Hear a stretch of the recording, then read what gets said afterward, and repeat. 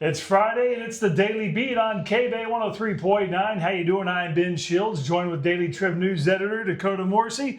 Dakota, how you doing? Doing great, Ben. Thanks for having me. All right, let's get to it because a lot to talk about. First off, there's going to be, there already is a new Llano County judge. He was sworn in this week. That's right. We now have Rob Hardy as the Llano County judge. He was the winner of the Republican primary. He beat out Richard Koepp for the Republican nomination.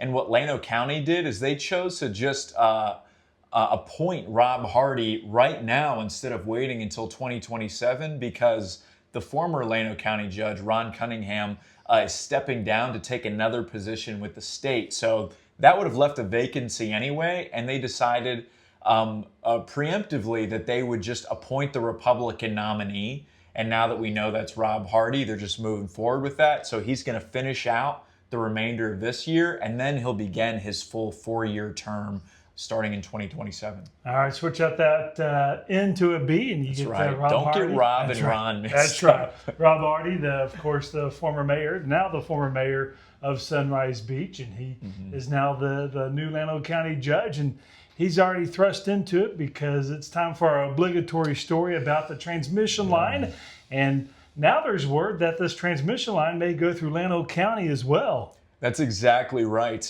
We've been talking about this transmission line, like you said. It's like almost obligatory on a weekly basis, but I think it's a big deal. You know, it's a huge project that's cutting through Central Texas out to West Texas, and it could be a big deal for property owners along the way. You're going to have these 18-story towers, the highest voltage lines Texas has ever seen, and now, before we knew Burnett County was involved, but there was a recent update to the plans, whereas Llano County is included along the possible route. So while Burnett County has had a year to prepare for this, Llano County now has like a couple weeks before the official application is filed, and they have 30 days to get their act together and make a claim on how they feel about this line going through Llano County's backyard. But with Burnett County already in this fight, I'm sure they'll be working hand in hand with Burnett County. Yeah, it could all work out to everyone's benefit. Is that Burnett County actually just formed this special intergovernmental coalition where they got the city of Burnett to join.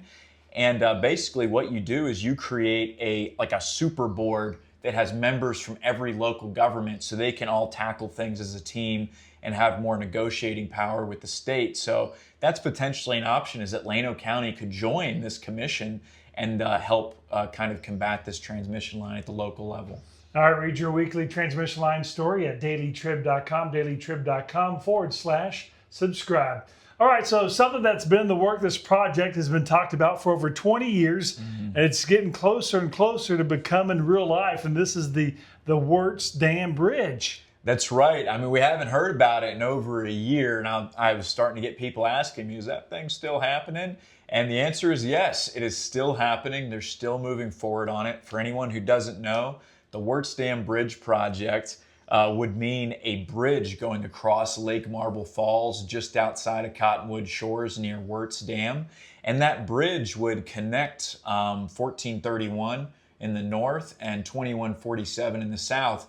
So you would have another crossing other than having to go through Marble Falls. That would make a huge difference. It'd be a big deal for anybody who consistently commutes around the Highland Lakes to have that. So right now you're having to cut through Marble or go all the way back to Kingsland. And this has been in the works, like you said, for decades in some ways. I even read back to the 70s They were talking about it. So where we're at right now is construction could begin in 2029. Originally, it was supposed to start this summer, but some artifacts, some prehistoric artifacts were found at the bridge's site, proposed build site. So they had to move it over, redesign it a little bit. And so right now we're looking at a 2029 start date and maybe a 2031, driving across it. Wow, that's going to be here before you know it, 5 years. Yeah, but they keep tacking on, so we'll see what happens. All right, read about that, the update on the Wirtz Dam Bridge, dailytrib.com.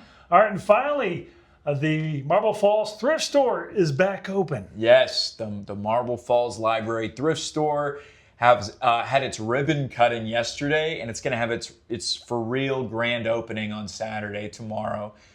This is a huge institution in Marble Falls. It's how they fund library programs. They give scholarships to kids, and it's so popular. I mean, the parking lot was packed. I was there for the ribbon cutting, and I got this shirt.